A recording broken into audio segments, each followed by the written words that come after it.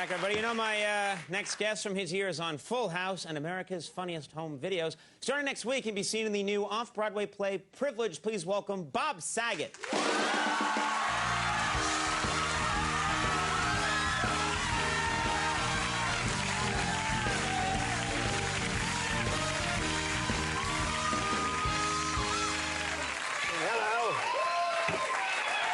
Can I say something? And I mean this. Yeah, I know. There's a lot of... Very exciting. Very, very exciting to see me. And I'm not saying this just because you're here. There's a lot of love for Saget. Yeah, what is that? No, I mean, it's a good thing. I announced you up front. The place went wild. It's nice. I have made love with half the room. Yeah. I won't say which half because the others will be hurt. Yeah, exactly. Or relieved. Now, let's move on. I had a weird thing today. It just happened 90 minutes ago. What's that? My daughter, I have 3 daughters. They're coming, DJ, Steph, and Michelle. No, I have not. I have 3 daughters. You've clearly lost your mind. I live on a television set, and we have a good life. It's real. Full House was real. Yeah. And no, I have 3 daughters that are coming here next week because I'm doing this show here. And my 15-year-old just left me a voicemail, and this was the voicemail. Hi, Dad. We can't come next week, which is that my heart dropped. Right. I'm pregnant.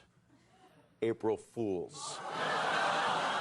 Oh, my God! And I said, you don't lie to me. You need to get pregnant before you come here. Do not lie to your dad. That is not a funny joke. That's not a funny April Fool's for a dad to hear. Yeah. No, Dad did not like that. How quickly did the April Fool's come? I hope it came very quickly. No. That's the worst part. No. I'm pregnant, Dad. Oh, my God, I deleted it. April Fools, you know, because that gives you time to shoot yourself before you hear the April Fools.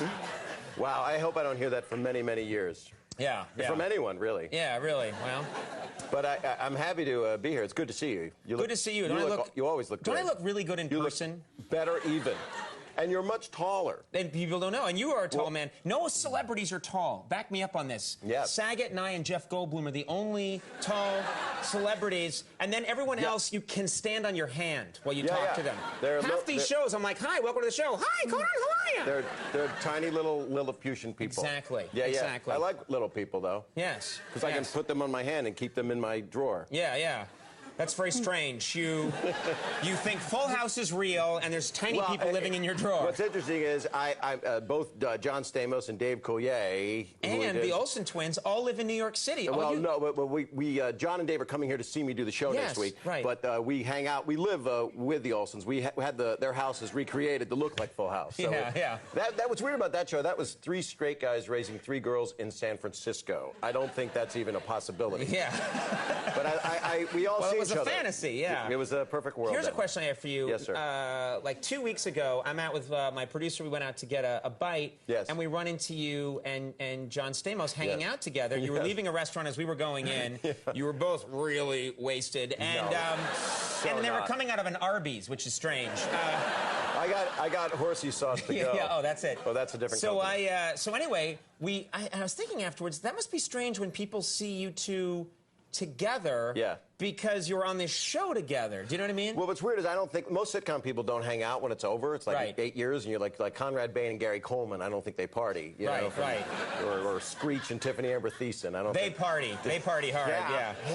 But John and I, we'll go like into a men's room, and that's because that's what we do. No, we go into a men's room because we're in love. And, But there'll be like a young 17-year-old kid in there, and he'll be like gone to the bathroom, and I'll go, Jesse, how's it going? You know, is Michelle doing okay? And he'll be like, I don't know, Danny, I got problems, and DJ didn't come back, and the kid just like messes himself. He doesn't know what.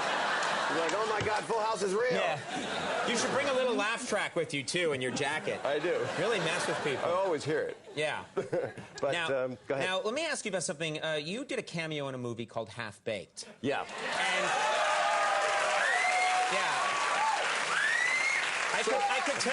I could tell this was a half-baked audience.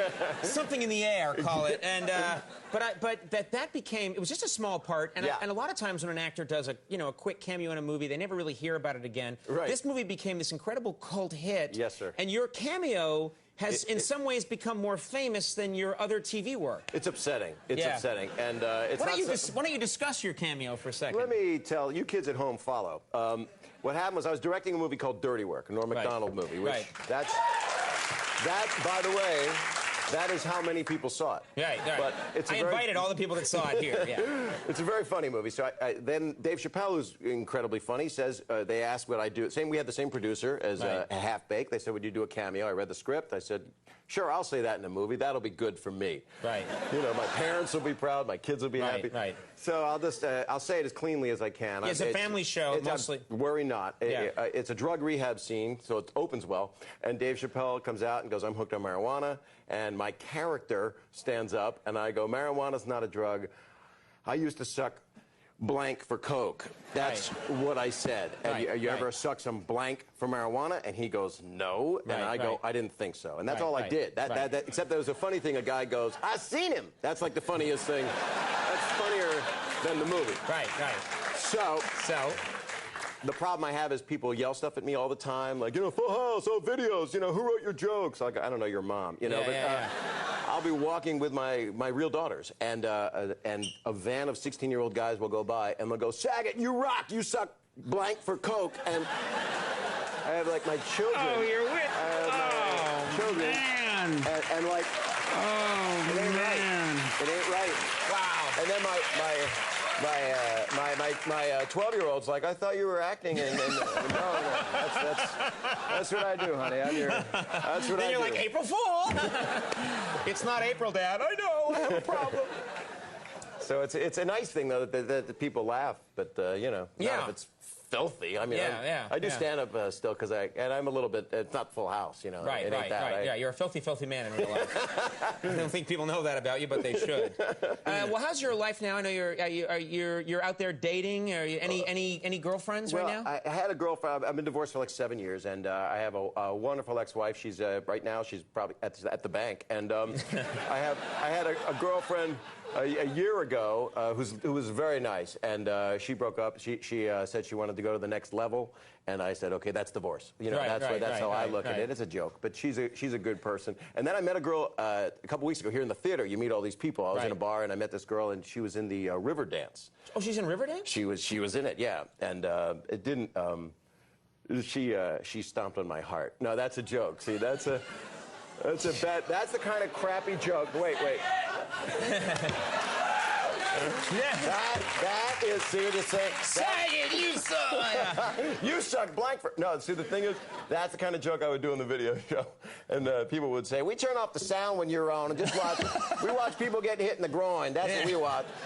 The old groin shot, that's what people want. She stomped on my heart. She was in Riverdance. She was in Riverdance, so she stomped on my heart. We have the technology to add a big laugh later to that one. That's what I use in my monologue. There's a woman there staring at me like the RCA dog. She's just like looking at me. He's not like he is on TV. He's scaring me. Why isn't he cleaning? I cleaned on the I know you did. I watched every show. I was a pervert. I was a big fan of that show when I was 35.